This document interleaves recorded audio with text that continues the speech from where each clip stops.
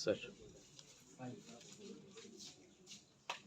श्री सुधीर बोबड़े जी, प्रमुख सचिव उच्च शिक्षा, श्री अमृता विदास जी, प्रमुख सचिव नगर विकास,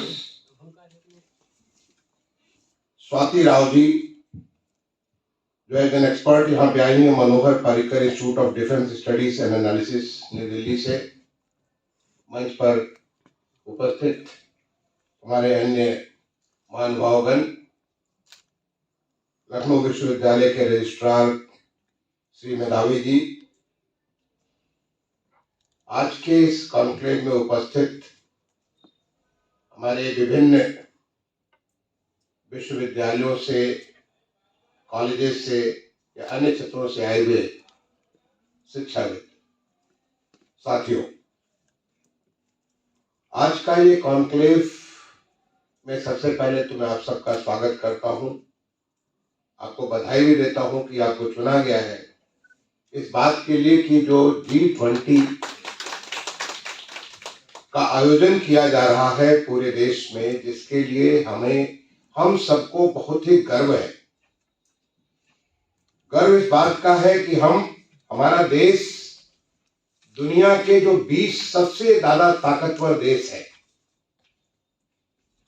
आप सब उसको जानते हो कि आप पठन पाठन कराते हैं, आपको तो जानकारी मुझे बताने की जरूरत नहीं है। बड़े दुनिया के सबसे अधिक ताकतवर देश हैं, ऐसे देश जहां पे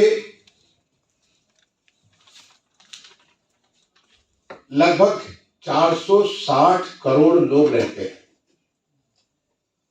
ऐसे देश जहां पे दुनिया का 75%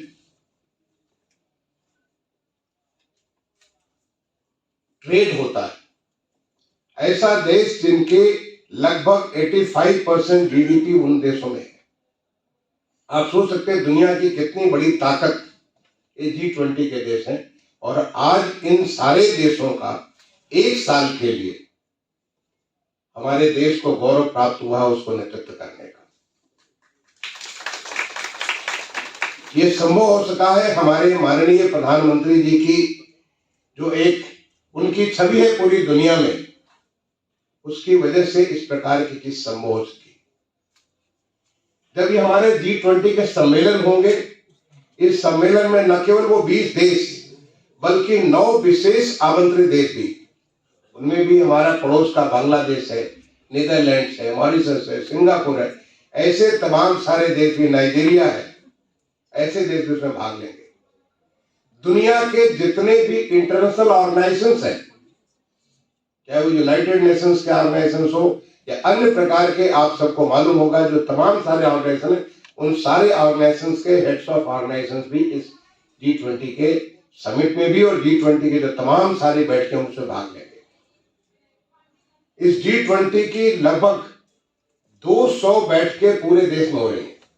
सामान्य तौर पर आपको ख्याल होगा पीछे जब कभी ऐसे हमारे देश में कभी कॉमनवेल्थ का या ऐसे इस प्रकार से हमें अध्यक्षता करने का मौका मिला पास्ट में, तो जो इनकी समिट होती थी कोई एक जगह पे हो जाती थी और सामान्य तौर पर दिल्ली में होती थी। और मुझे याद है जब हम पढ़ा करते थे कॉलेज में, IIT में पढ़ा करते थे, जो हमारा जो उसका एक हेड्स ऑफ स्टेट्स आए थे, वो सारे के सारे लक्षद्वीप गए थे। आपको भी याद होगा, बहुत दिन हुआ, आपको भी याद होगा। तो एक जगह कॉन्फ्रेंस होती थी, एक जगह वहां पे कहीं के वो लोग सारे लोग घूमने निकल जाते थे।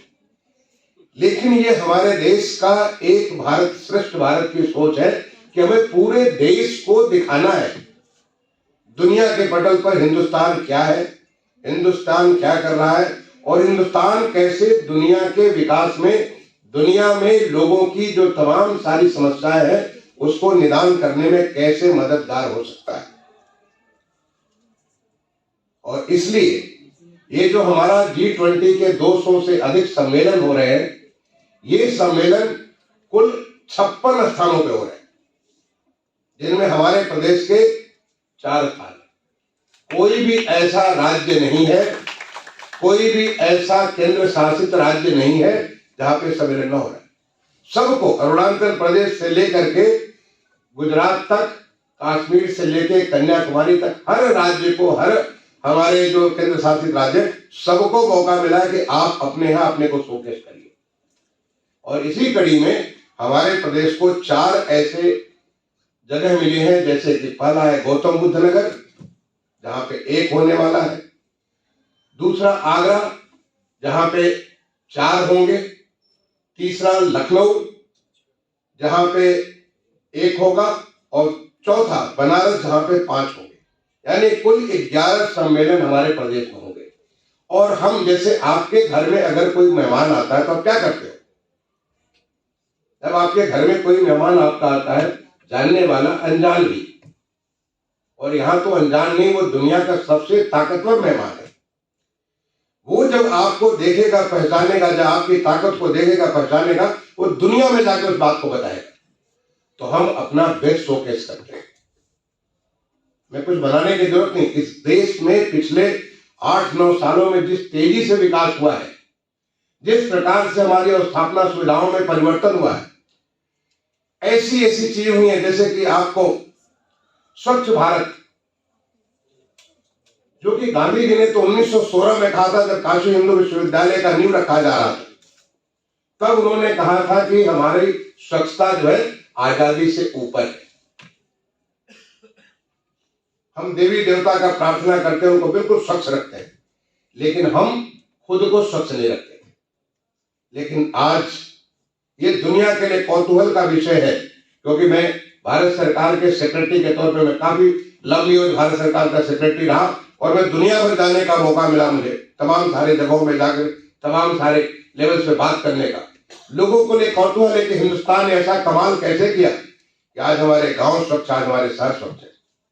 स्वच्छतम स्थिति में नहीं है, लेकिन इस स्थिति में पहुंच गए कि जो आप चलते थे, आपको एक वितृष्णा होती थी, सड़क पे, अपनी गलियों में, अपने कहीं भी, घर से बाहर जहां भी लगता था, घर के अंदर खूब साफ सुथरा हो, लेकिन निकलते ही आपको गंदगी दिखती थी। और जब बाहर से आते थे, आप तो प्रोफेसर हैं, कभी बाहर जाने का मौका था, तो आपको एक ही चीज अच्छी लगती थी, वहां सब कुछ साफ था, हम क्यों नहीं हो सकते? लेकिन आज हिंदुस्तान ने करके दिखा दिया।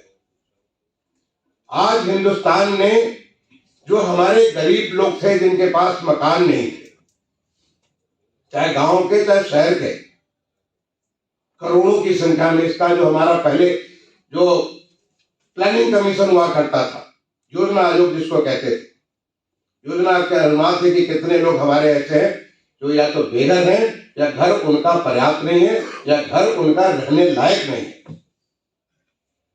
आज आपको जब इस प्रकार का लक्ष्य माननीय प्रधानमंत्री जी ने लिया कि हम हर घर को, हर व्यक्ति को आवास देंगे, यानी हाउसिंग फॉर ऑल, हर कोई को आवास देंगे, लोग कहते थे कैसे संभव होगा। मैं खुद अर्बन मिनिस्ट्री में, मैं उस समय मैं एडिशनल सेक्रेटरी हुआ करता था जब लक्ष्य प्रधानमंत्री आवास योजना का लिया गया, और जब मैं अर्बन सेक्रेटरी बना, और यहाँ पे अमृत अभियान है, ये हमारे जॉइंट सेक्रेटरी हुआ करते थे, तो हाउसिंग फॉर ऑल का प्रोग्राम देखते थे। ये कहते थे कि सर कैसे संभव है, आज तक हिंदुस्तान में तो 8 लाख मकान नहीं बना पाए 12 साल में, कैसे संभव है करोड़ से ज्यादा मकान बना पाएंगे? लेकिन ये असंभव भी संभव हुआ। आपको जानकर खुशी होगी कि आज 1,23,00,000 मकान शहरों में सैंक्शन है। लगभग 95 लाख मकानों पे काम चल के पूरे हो गए या काम चल रहे हैं। 70 लाख मकान पूरे हो गए और लोग उसमें रह रहे हैं। मैंने दूर दूर पूरे देश में जाकर के देखा हुआ कैसे नागालैंड, मिजोरम, कश्मीर, अरुणाचल, हर जगह लोग रह रहे हैं। और ऐसे घर जहां पे पीने का पानी भी हो, शौचालय भी हो, बिजली भी हो, वहां गैस का चूल्हा भी हो, हर प्रकार से सुरक्षित, जिससे कि एक गरीब आदमी अपनी जिंदगी को संभाल सके और अपने सपनों को, अपने बच्चों को अच्छा जगह दे सके। ये मकान हमारे देश की समस्या नहीं है, ये दुनिया की समस्या है। हर आदमी को एक अच्छा मकान चाहिए, एक ऐसा मकान जो उसके सपनों को साकार कर सके। और आज हिंदुस्तान ने कर करके दुनिया के सामने एक मिसाल कायम किया। क्या आपको मालूम है कि पिछले 8 सालों में जो हमारा हाईवे के ऊपर काम हुआ है, दुनिया का आप लगभग 1.5 चक्कर मार लेंगे, उससे ज्यादा, लगभग 55,000 किलोमीटर नेशनल हाईवे जो हमारा सुदृढ़ीकरण हुआ, उसका विकास हुआ। ऐसे कमाल हुए, हर घर को बिजली प्राप्त हो गई, क्या आपको मालूम है कि 40 करोड़ लोगों को इंक्लूसिव फाइनेंशियल इंक्लूजन के लिए, इसी लखनऊ का मैं मुख्य विकास अधिकारी हुआ करता था 1990 से 93 में, बड़ा मुश्किल होता था लोगों का खाता खोलना, बट यूं कमाल हुआ चुटकी के साथ देते देते हर एक का, आपके घर में जो काम करती है, आपके जो मजदूर है, कोई भी, हर कोई ऐसा नहीं जिसका अपना खाता न हो, उसका भी अपना डेबिट कार्ड है, वो भी जाकर के कहीं से भी लोन ले सकता है। ये कमाल हमारे देश में 8, साढ़े 8 साल 9 साल में हुआ है। आज हमारे देश में कमाल हुआ है कि जो यूपीआई के माध्यम से लोग सोच नहीं सकते थे, लोग कहते थे कि कैसे डिजिटल लोग करेंगे। आज बड़ा अच्छा लगता है जब आप मार्केट में जाइए और वो खोपचे वाला भी कहता था और उनको ये जो हमारा यूपीआई का जो ये क्यूआर कोड है, इसी से पेमेंट कर दीजिए। पंडित जी भी कहते हैं हमको दान जो है इसी क्यूआर कोड से कर दीजिए। ये हमारे देश में परिवर्तन हुआ है और वो परिवर्तन हमारे देश का नहीं, पूरे दुनिया के लिए जरूरत है। जब कोविड की महामारी आई थी, आपको मालूम है, आप सब साक्षी है, ये बिल्कुल अभी हाल का है, बाकी चीजें मैं 8 साल पहले की बात कर रहा था, 9 साल पहले की बात कर रहा था। बहुत सारी चीजें हम विस्मृत कर देते, भूल जाते। अगर आप केवल अपने आप को 2 साल पीछे लेकर के जाइए, जब कोविड की महामारी मार्च 2020 में आई थी, किस प्रकार की जो है भविष्यवाणियां की जा रही थी। करोड़ों लोग उदाहरण दे रहे थे कि जो हमारा जो स्पेनिश फ्लू आया था 20वीं सदी के शुरुआत में, लोग कह रहे थे करोड़ों लोगों का यहाँ पे मृत्यु हो गई और इस बार तो 2-4 करोड़ लोग मारे जाएंगे, क्योंकि भारत में न तो हमारे पास उतनी अच्छी सुदृढ़ स्वास्थ्य व्यवस्था है, न तो हमारे पास उतने अच्छे अस्पताल हैं, न हमारे पास उतने लोग हैं, न हमारे पास वो सुविधाएं हैं जो कर सकते हैं। लेकिन मुझे कहने की जरूरत नहीं, आपने देखा होगा, टीवी के ऊपर स्क्रीन पे देखा होगा, सोशल मीडिया के माध्यम से देखा होगा, ऐसे देश जिनकी स्वास्थ्य सुविधाओं के लिए आप दुनिया में उसको कहते थे इंडेक्स में नंबर 1 है, नंबर 2 है, नंबर 3 है, उनकी सारी की सारी व्यवस्थाएं चकनाचूर हो गई। आपने देखा होगा किस प्रकार से वो स्ट्रगल कर रहे थे। आप में से कुछ अर्थशास्त्री होंगे, आप में से कुछ अर्थशास्त्र जानते होंगे, आज आप देख रहे होंगे दुनिया में एक रिसेशन सेट हो चुका है, पोस्ट कोविड एक रिसेशन सेट हो चुका है। तमाम सारे लोगों की आर्थिक स्थिति, आप बड़े बड़े देशों का, मुझे नाम नहीं लेना चाहता, बड़े बड़े देशों की स्थिति खराब हो चुकी है। लेकिन हिंदुस्तान में जो हमारे पास कुछ नहीं था, हमने आत्मनिर्भर भारत का एक संकल्प लेकर के माननीय प्रधानमंत्री ने कहा कि हम आत्मनिर्भर भारत बनेंगे। और आपने देखा कि अगर आप डेथ का देखें, आप देखें कि कितने लोगों को इन्फेक्शन हुआ, तो हिंदुस्तान का रेट सबसे कम है। किंचित कोई 200 देश होंगे जो हमसे कम होंगे। सारे के सारे देशों में जो कोविड की दुनिया की वैश्विक महामारी जो सबको तबाह कर दी, हिंदुस्तान उसमें से एक विजेता बनकर के निकला। ये मैं आपको इसलिए नहीं कह रहा हूं कि बताना चाहता हिंदुस्तान ने काम किया, मैं ये बताना चाहता हूं कि हिंदुस्तान ने जो कमाल का काम किया वो दुनिया के लिए एक उदाहरण है। दुनिया आज देख रही है हिंदुस्तान की तरफ कि हम भी उनसे क्या सीख सकते हैं। लोग कहते थे वैक्सीन, जब कभी कोई यहाँ पे बीमारियां आती थी, परेशानियां होती थी, तो लोग कहते थे कि वैक्सीन वहां से मंगाओ, कहीं यूरोप से मंगाओ, कहीं दूसरे देशों से, विकसित देशों से मंगाओ। लेकिन आपने देखा कि हमने अपना खुद का वैक्सीन बनाया। आज लगभग 240 करोड़ लोगों को वैक्सीन दे चुके हैं। पहला डोज, दूसरा डोज, प्रिकॉशन डोज हम दे चुके हैं। और कैसे? डिजिटल माध्यम से। आपने कोविन सुना होगा कि मैं कहीं जाता हूं, मैंने मोबाइल फोन निकाला और देख लिया कि हमने किस तारीख को ये लिया था, किस तारीख को आगे कर लिया। ये कमाल का काम जो हिंदुस्तान में जो डिजिटल माध्यम से हुआ, आप सोच नहीं सकते। लेकिन हम इसको दुनिया को दे सकते हैं, दुनिया को बता सकते हैं कि हमने क्या क्या काम किया, कैसे कैसे काम किया, जो कि आपके लिए भी एक उदाहरण है। क्योंकि हम इतने बृहद स्तर पे जो काम किए हैं, आपके जो आपके देश, दुनिया की आबादी देखें तो चाइना के बाद नंबर 2 आबादी वाला हम देश है। अगर विविधताओं में देखें तो चाइना से कहीं ज्यादा विविधता है हमारे देश में। कितने प्रकार के फेस, कितने प्रकार की भाषाएं, कितने प्रकार का भोजन, कितने प्रकार की वेशभूषा, इतनी सारी विविधताएं भरी पड़ी है।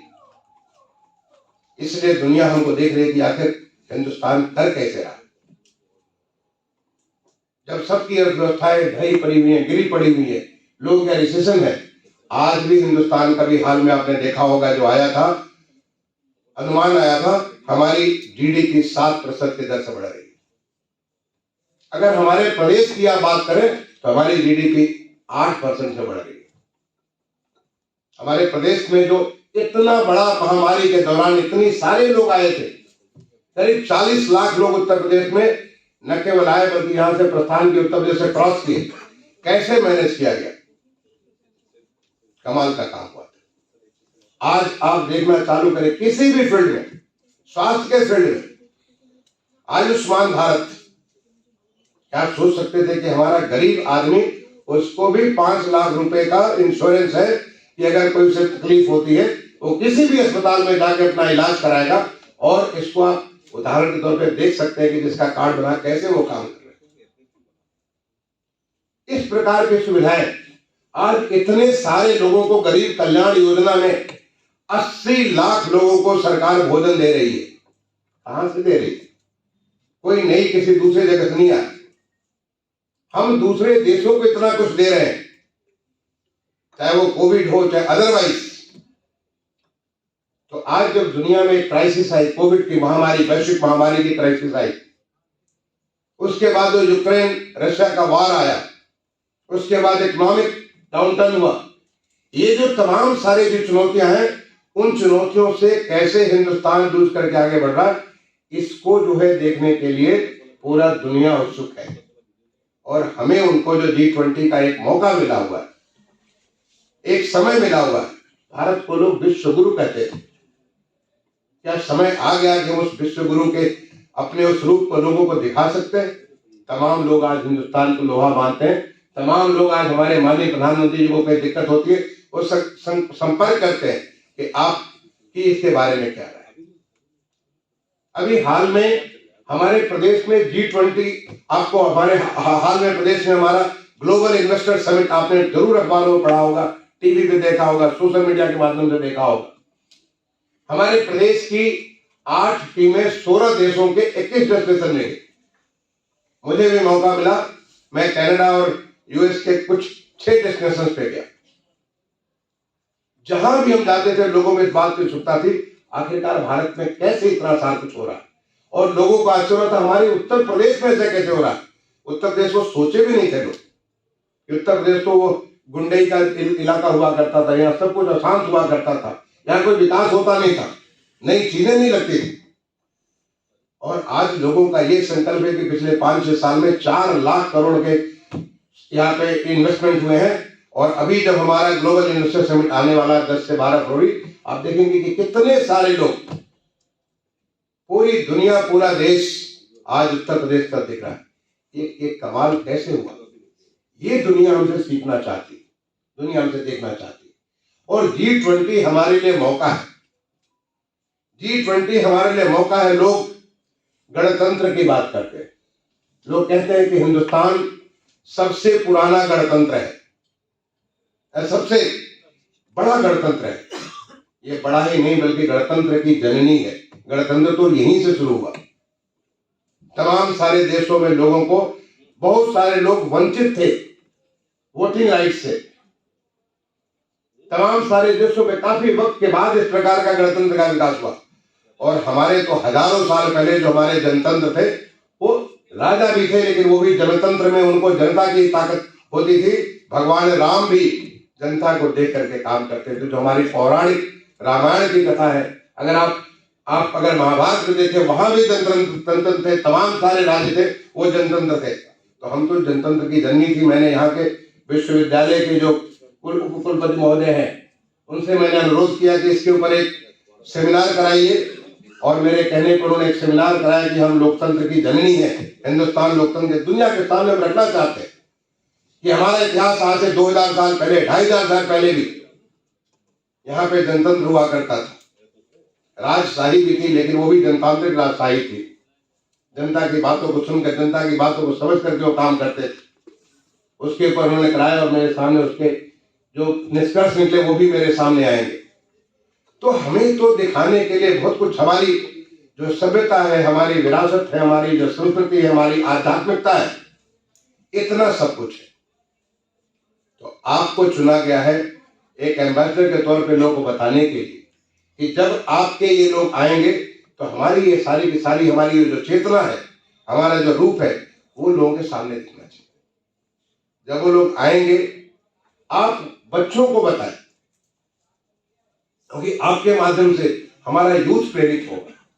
आपके माध्यम से इसमें तो तमाम सारे ट्रैक्स है, विमेन 20, आप विमेन इमेंसिपेशन के लोग आज बात करते हैं, विमेन एम्पावरमेंट की बात करते हैं, लोगों को भूल के हमारी सती अनुसुईया, हमारी इतनी सारी महिलाएं, हमारे तो नाम ही हमारा जो होता है, हमेशा पहले नारी का नाम पहले और बाद में नर का नाम होता है। हम कभी भी ऐसा नहीं कहते हैं कि राम सीता नहीं कहते, आप कभी कृष्ण राधा नहीं कहते, राधा कृष्ण कहते हैं, आप हमेशा सीताराम कहते हैं।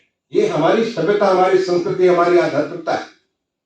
इस सारी के सारी चीजों को जब हम लोग, हमारे जब मेहमान आएंगे, उन मेहमानों के सामने वो सब बातें भी सबके सामने जानी चाहिए। और यही नहीं, वो तो देखते हैं कि आपका शहर कैसा है। आप कहते हैं स्वच्छ है, आपका शहर कैसा है। जब आपके घर में कोई मेहमान आता है तो घर को साफ सुथरा कर लेते हैं। अगर आपके घर में एक अच्छी चारपाई और एक अच्छा बिस्तर है तो उसी को आगे लगाते हैं। आपने लेखक एक यशपाल जी का पर्दा कहानी पढ़ी होगी, आपको याद होगी, मैंने क्लास 9 में पढ़ी थी। अपने घर को अच्छा से अच्छा दूसरों को दिखाते हैं।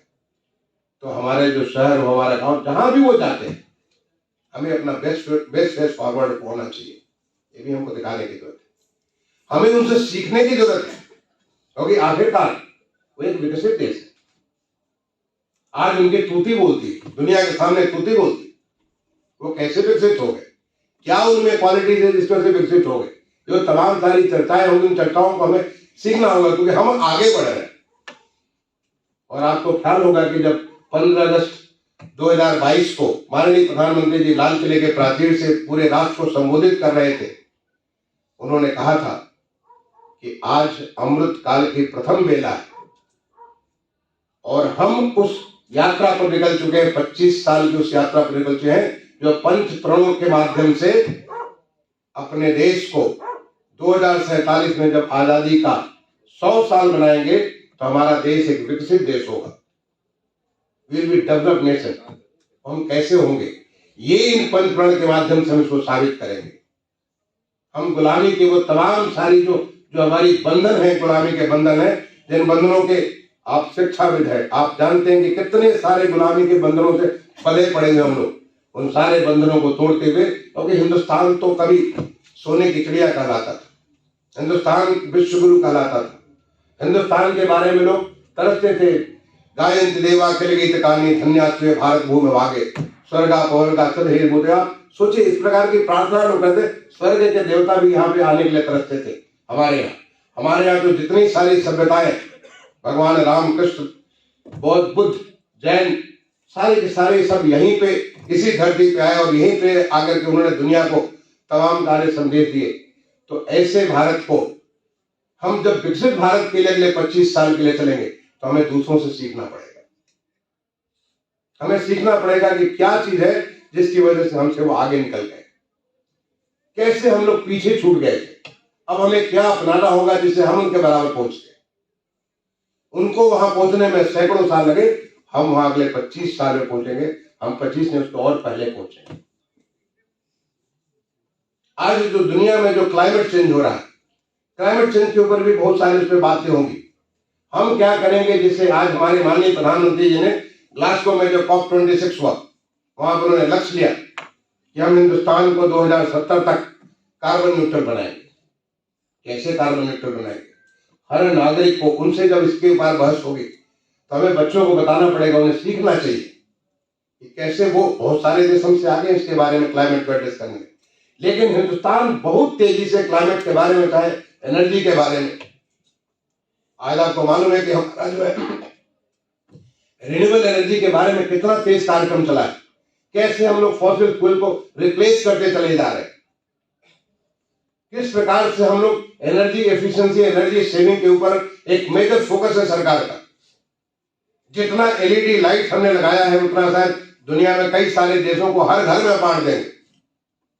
इतने बड़े प्रोग्राम हमारे सोलर के बारे में, इतना बड़ा प्रोग्राम और सोलर एनर्जी, इतना कॉस्ट कम हुआ, लेकिन हमारी चूंकि साइज बहुत बड़ा है, हमारी पॉपुलेशन बहुत बड़ी है, उसको करने के लिए हमें थोड़ा वक्त लगेगा। तो हमें उनसे सीखना भी है। वो जो 20 देश हैं जो तमाम विषयों पे बातें करेंगे, उन विषयों में क्या ऐसी चीजें, क्योंकि आप तो शिक्षा में आप उनसे सीख के बच्चों तक लेके जा सकते हैं, उन्हें बता सकते हैं कि भाई आगे के लिए आने वाला भारत जो हमारा एक विकसित भारत है, उस विकसित भारत के नागरिक के तौर पे तुम्हें क्या करना है, कैसे करना है, कैसे रहना है, कैसे दुनिया के सामने, जैसे आज उनके डंका बजती है, हमारे भी डंका बजेंगे। ये हमें मौका है G20 के माध्यम से लोगों तक पहुंचाने का। तो G20 एक बहुत बड़ी, हमारे देश के लिए एक बहुत बड़ी अपॉर्चुनिटी के तौर पर उभर करके आया। और हम तो अगर वास्तव में माने तो हम जो G20 की जो भावना है एक परिवार के रूप में, वसुधैव कुटुंबकम, तो हमारा हमेशा हमेशा से, आज से नहीं, हमारी वैदिक विरासत है वसुधैव कुटुंबकम। हमारी इस विरासत को ही जो हमारे जो हमारा G20 हो रहा है, उसका जो मोटो रखा गया है, one earth, one family and one future. We are not divided. पूरा ग्लोब एक अर्थ है, it is one globe, one earth, one family, वसुधैव कुटुंबकम। हम सब एक परिवार के हैं, and we have a one future. अगर डिवास्टेशन होगा, अगर क्लाइमेट चेंज की वजह से चीजें नुकसान होगी, सबका नुकसान होगा। ऐसा नहीं होगा कि क्लाइमेट चेंज होगा तो होगा भी विकसित का, नहीं होगा विकसित विकास का होगा। जब ये कोरोना की महामारी आई, ये वैश्विक महामारी थी और दुनिया के किसी भी देश को नहीं छोड़ी। तो ऐसे जो चैलेंजेस होंगे, और इसके लिए हम सबको मिल करके एक साझा कार्यक्रम बना करके साझे तौर पे हमें आगे बढ़ना होगा। चाहे वो हमारी पुरानी जो सेहत के बारे में हमारे जो पीछे माननीय प्रधानमंत्री जी ने यूएन के सामने रख करके योग को एक अंतर्राष्ट्रीय स्तर पर लेके गए। आज हमारी जो आयुर्वेद, आपको मालूम होगा जिस प्रकार से हमारी, क्योंकि ये हमारी विधाएं हैं, हम अपनी विधाओं को भूल गए, उस विधा को आज ये दुनिया के पटल पे ला रही। लोग को आश्चर्य हो रहा है कि कैसे इन चीजों को आप इसको कैसे प्रयोग कर रहे हैं। बहुत सारी चीजें, तो हम एक तरफ उनको वो देंगे और दूसरी तरफ उनकी उन अच्छाइयों को लेंगे, उन चीजों को सीखेंगे कि आखिर क्या किया उन्होंने, कैसे किया उन्होंने। आज हमारा खेल में बहुत अच्छा, पीछे तक कॉमनवेल्थ गेम्स हो, चाहे एशियन गेम्स हो, चाहे ओलंपिक्स हो, सब में हमने बहुत अच्छा किया, लेकिन अभी भी हमें बहुत लंबा रास्ता हासिल करना है। तो उनमें क्या ऐसी खासियत है जिससे वो पहुंचे, हम वहां कैसे पहुंचेंगे। हम प्रयास कर रहे हैं, उस प्रयास में और क्या अच्छा कर सकते हैं, ये हमें करने की जरूरत है।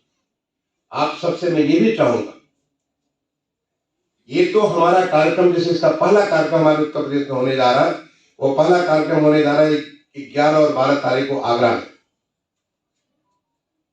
और वो विमेन के ऊपर। दूसरा कार्यक्रम हमारे होने जा रहा है 13, 14, 15 को, फरवरी महीने की मैं बात कर, अगले महीने 13, 14, 15 को यहाँ लखनऊ में, जो कि डिजिटल के बारे में होगा। हम शोकेस करेंगे डिजिटल में हमने कितने बड़े बड़े काम किए, कैसे कैसे काम किए, ऐसे कमाल के काम जो कोई सोच नहीं सकता, तो उसको भी हमने किए। लेकिन आप अगर अपने बच्चों को, आप टीचर्स हैं, आप अध्यापन, अपने बच्चों को पहले कहीं उसको रिसर्च करने के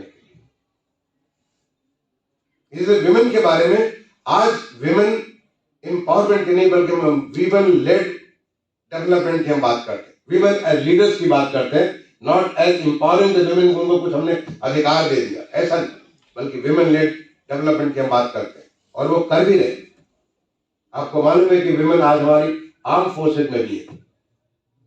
आज हमारी विमेन जो है पुलिस, जो हमारी जो सेंट्रल पुलिस फोर्सेज है उसमें भी है। आज विमेन हमारी जो अंतरिक्ष में, जो आपने पढ़ा हो, जो हमारे जो अंडर ओशन जो हमारे रिसर्च हो रहे वहां भी है, सब जगह। बाकी तो आपको जो हमारी जो चाहे लोकतंत्र में जो हमारी लोकतांत्रिक राजनीतिक प्रणाली है उसमें प्रशासनिक प्रणाली है, हर जगह आपको मालूम है। तो आप अगर बच्चों को ये कार्य दें कि विमेन के बारे में हमारे देश में क्या काम हुआ है, कैसे काम हुआ, हम क्या कर सकते हैं, दुनिया में क्या काम हुआ, अगर उनको ये काम दे तो रिसर्च करेंगे। बच्चे जब रिसर्च करेंगे तो वो और कुछ सीखेंगे कि क्या अमेरिका में क्या हुआ है, कनाडा में क्या हुआ है, जर्मनी में क्या हुआ है, इंग्लैंड में क्या हुआ है, फ्रांस में क्या हुआ, ऑस्ट्रेलिया में क्या हुआ, न्यूजीलैंड में। जब वो सीखेंगे तो आपको, और वो जब बच्चे आपस में इसके बाद में आपस में बात चर्चा करेंगे, उन्हें बहुत कुछ चीजें उन्हें सीखने को मिलेगी। और फिर जब आपका जब 2 दिन का जब कॉन्फ्रेंस होगा वहां पे आगरा में, तो वहां पे उनका ये नॉलेज जो है और ज्यादा बढ़ेगा, क्योंकि वो उस चर्चा को, बहुत सारी चर्चा जो सामने आएगी उस चर्चा को आपको देखने मिलेगा। यही नहीं, उन्हें आदत डालनी चाहिए। आज जो G20 का एक पोर्टल जो इसके बारे में रंजन ने बात की, वो G20 के पोर्टल पे तमाम सारे रिपोर्ट्स आते रहेंगे, तमाम सारे टेस्टिमोनियल्स आते रहेंगे, तमाम सारी जानकारी आती रहेगी। बच्चों को अगर आप आदत दिलाएंगे, उसको भी देखें, पढ़ें, उसको सीखें। मैंने अपने अधिकारियों से, हमारे यहाँ पे अमृत अभियान के नोडल अफसर, इनको मैंने आदेश किया होगा कि जो भी हम इस प्रकार के लोगों को जो उन्हें स्पोर्ट करना है, उन्हें तमाम सारी सुविधाएं प्रोवाइड करनी है, उसमें हम बच्चों को लगाएं। हम बच्चों को सेलेक्ट करेंगे, उनको ट्रेन करेंगे और ट्रेन करके उनको जो है उनके साथ लगाएंगे, ताकि बच्चे जब उनके साथ जब चलेंगे, अगर कोई नीदरलैंड्स का कोई चल रहा है और उनके साथ चलेंगे तो उसको उत्सुकता होगी जानने के लिए नीदरलैंड्स में क्या करता है, कैसे रहता है, ऐसे कौन सा अन्न खाता है जिसके नाते नीदरलैंड्स दुनिया में इतना बड़ा ताकत लेकर रहता है। छोटी सी एक पिद्दी सी कंट्री है, दुनिया में इतनी बड़ी ताकत रखती है, कैसे हो करते उन बच्चों को। और वो बच्चे फिर ऐसे बच्चे जो हमारे इस प्रकार के काम में लगेंगे, मैं आपसे ये भी निवेदन करूंगा, उन बच्चों को सारे बच्चों के सामने बात करने के लिए कहिए, ऐसे आयोजन करिए। उस आयोजन में कहिए कि तुमने क्या क्या सीखा। तुम्हारा काम केवल ये नहीं है कि बस हम उनके सामने गए और उनको जो हेलो और हाय करके चल दिया। तुम्हारा काम है सीखना, और तुम्हें सीख के दूसरों को सिखाना, क्योंकि हम उस रास्ते पर चल रहे हैं जो हमें, उस अमृत काल का रास्ता जो हमें वो रास्ता दिखा रहा है देश को विकसित बनाने वाला। तो विकसित हम तब बनेंगे जब हम, जो गांधी जी कहते थे, अपनी सारी खिड़कियां खोल करके रखिए, जितने सारा ज्ञान जहां जहां से आ रहा है हर तरफ से ज्ञान को आने दीजिए। उसको एक बार आप माजिए और मास करके फिर देखिए कि क्या आपके लिए बेस्ट है। तो वो जो चीज है हमारे बच्चों को, उनको जब मिलेगी वो दूसरों से शेयर करेंगे। मैंने देखा कि जब आपको बोलना होता है तो आप और ज्यादा पढ़ते हैं, और ज्यादा रिसर्च करते हैं, और चुनौती के तौर पर लेते हैं। तो जब उन बच्चों को आप करेंगे, तुम्हें इस प्रकार के टास्क भी दीजिए, क्योंकि हमारे लिए एक बहुत बड़ी लर्निंग एक्सपीरियंस है, हमारे लिए एक बहुत बड़ी अवसर है जो हम अपने आतिथ्य को बता सके। हम तो कहते हैं अतिथि देवो भव, अतिथि को तो हम देवता मानते हैं। कोई भी, मैं तो गांव का रहने वाला हूँ, गांव में कुछ भी ना हो तो सबसे पहले जो बेस्ट होगा वही लाकर वो देंगे, क्योंकि अतिथि देवो भव। लोग कहते हैं कि मालूम नहीं अतिथि के रूप में कहीं भगवान ही ना आ गए, तो हम उस भाव के साथ अतिथि को देखते हैं। और ये सारे अतिथि सामान्य अतिथि नहीं, ये तो बहुत विशेष अतिथि है जिनसे हमें बहुत कुछ सीखना है, बहुत कुछ काम करना है। और यही नहीं, उनको भी ये बताना है कि हम ये हैं, ये हमारी ताकत है, और ये अब हम ये रिवर्स, हम आपको भी बहुत कुछ ज्ञान दे सकते हैं, बहुत कुछ बता सकते हैं, और हर फील्ड में बता सकते हैं। मैं उदाहरण देना चाहूंगा, जब स्मार्ट सिटी के बारे में आपको याद होगा 2014 के इलेक्शन के पहले माननीय प्रधानमंत्री जी ने, जब इलेक्शन से पहले वो कुछ बातें करते थे अपने राजनीतिक बैठकों में कि हम देश में इतने स्मार्ट सिटी बनाएंगे, और जब सरकार बनी 2014 में, उसके बाद हमारे मंत्रालय को, मैं उस जमाने में मैं अर्बन डेवलपमेंट मिनिस्ट्री में एडिशनल सेक्रेटरी हुआ करता था, ये काम किया कि हमको स्मार्ट सिटी बनाना। हमें समझ में नहीं आती थी कि स्मार्ट सिटी होता क्या, स्मार्ट सिटी बनेगा कैसे, कहेंगे किसको स्मार्ट सिटी। 1 साल लगे हमें दुनिया के देशों से समझने के लिए, तमाम सारे एक्सपर्ट से समझ बूझ करके करने के लिए। 2014 के बाद जाके 2015 में हमने उसको लॉन्च किया। माननीय प्रधानमंत्री ने जून 2015 में लॉन्च किया, लेकिन 2015 में हम चीजों को सीख रहे थे। आज हमारे जो स्मार्ट सिटी के ऐसे तमाम सारे हमारे शहर हैं जो बहुत सारे लोगों को बहुत सारी बातें बता सकते हैं। Smartness is nothing but to get the best out of the whatever is available with you. हमारे सिटीजन्स को अच्छी जिंदगी दे सके, जितना भी आपके पास संसाधन है उन संसाधनों से कैसे अच्छा सत्ता दे सकते हैं, तो कैसे अपने रिसोर्सेज को बेस्ट तरीके से मैनेज कर सकते हैं, दैट इज द स्मार्टनेस। एक अच्छी गृहिणी वो होती है जो सीमित संसाधन में अपने परिवार का बेस्ट पोषण कर सकती है। और मैं नहीं कहूंगा, खराब तो नहीं कहूंगा, लेकिन स्मार्ट गृहिणी वो नहीं होती है जो तमाम सारे संसाधन के बावजूद हमेशा कमियों से जूझती रहती है। ये हमारा स्मार्टनेस है कि जो आपके पास है उससे आप कैसे बेस्ट कर सकते हैं। तो हम बहुत कुछ चीजें, इतनी हमारी लर्निंग पिछले 8 साढ़े 8 साल में, और हर फील्ड में मतलब मैं बता सकता हूं, मैं अर्बन में मैं बता सकता हूं कि जैसे हमारे मेट्रो के फील्ड में इतनी तमाम सारी नई टेक्नोलॉजी हमने डेवलप किया जो हम आत्मनिर्भर ही नहीं बल्कि दुनिया को हम दे सकते हैं, दुनिया को दे रहे हैं। और ऐसे हर फील्ड में एक नया जोश आया हुआ है जो कि हमारे देश में वो सारा का सारा एक टीम इंडिया के रूप में एक नई चीज करने का एक जज्बा आया हुआ है। और वही जज्बा दिखाया जो हमने कोविड की जो हमने चैलेंज को एड्रेस किया, वही जज्बा सामने आया कि बहुत सारे जो हमारे पास था नहीं, वेंटिलेटर थे नहीं, हमने नए वेंटिलेटर्स बना लिए। हमारे पास फला चीज नहीं, हमने वो चीज बना लिया। पीएसए प्लांट थे, पीएसए प्लांट सारे बना लिए। तो ये कमाल का ये जज्बा जो हिंदुस्तानी जज्बा है, वो जज्बा वो हमें लोगों को हम दिखा सकते हैं। तो जो G20 का जो अवसर है आप लोगों को, because you are ambassadors now, आप लोगों को चुना गया। मैं नहीं जानता कि कैसे बोर्ड साहब ने चुना है, उनको चुनने का क्या तरीका है, क्या पैमाना, मुझे नहीं जानता, लेकिन जैसे भी चुना आपको उन्होंने एक एम्बेसडर के तौर पर चुना। और आप इस बात को लोगों तक लेके जाएंगे कि भाई हमारे यहाँ अतिथि विशेष मेहमान आने वाले हैं, उन विशेष मेहमानों को हमें पहले तो खुद को अच्छा रखना है, अपने को खुद के दिखाना क्या कर सकते हैं, और उन विशेष मेहमानों से बहुत कुछ सीखना है और सीख को अपने को इतना ताकतवर बनाना है जो कि जो लक्ष्य माननीय प्रधानमंत्री जी ने रखा, या जो लक्ष्य हमारे उत्तर प्रदेश के माननीय मुख्यमंत्री जी ने रखा है कि मैं $1 ट्रिलियन इकोनॉमी बनाना अगले 5 साल में, उस $1 ट्रिलियन इकोनॉमी के सपने को हम पूरा कर सकते हैं। ये हमें करना है। और कैसे कर सकते हैं? एक अच्छे तीरंदाज से ही आप तीरंदाजी सीख सकते हैं, ऐसे विकसित देश से आप विकास के अच्छे गुण को सीख सकते हैं, वो हमें सीखना है। तो मैं इस अच्छे कार्य के लिए आपको चुना गया, इस कार्य के लिए मैं आपको बहुत बहुत बधाई देता हूं। साथ ही साथ अभी 2 दिन के बाद हमारा गणतंत्र दिवस है, बहुत महत्वपूर्ण 74वां हमारा गणतंत्र दिवस है, उसकी भी आपको मैं शुभकामनाएं देता हूं। और आज से 74 साल पहले हमारा प्रदेश उत्तर प्रदेश का रूप धारण किया था। आज हम लोग उत्तर प्रदेश दिवस के रूप में मना रहे हैं। मैं उत्तर प्रदेश दिवस के रूप में भी आप सबका अभिनंदन भी करता हूं, शुभकामनाएं भी देता हूं, अपनी वाणी को विराम देता हूं। और मैं आपसे यही अनुरोध करूंगा कि आप अच्छा कार्य करेंगे, अपने यूथ को, हमारे प्रदेश का जो यूथ है उस यूथ को इस मौके को, जो एक बहुत बड़ा मौका हमारे सामने है, पूरे साल भर इतने सारे विषयों को, इतनी सारी चीजों पर इतने मंथन होंगे, इतनी चीजें होंगी, उसको इलेक्ट्रॉनिकली डिजिटली सीखने का, समझने का, अपने आप को ताकतवर करने का, अपना बेस्ट उनके सामने रखने का, इसका आप उनको प्रेरित करेंगे, उनको लिए तैयार करेंगे। बहुत बहुत धन्यवाद। जय हिंद।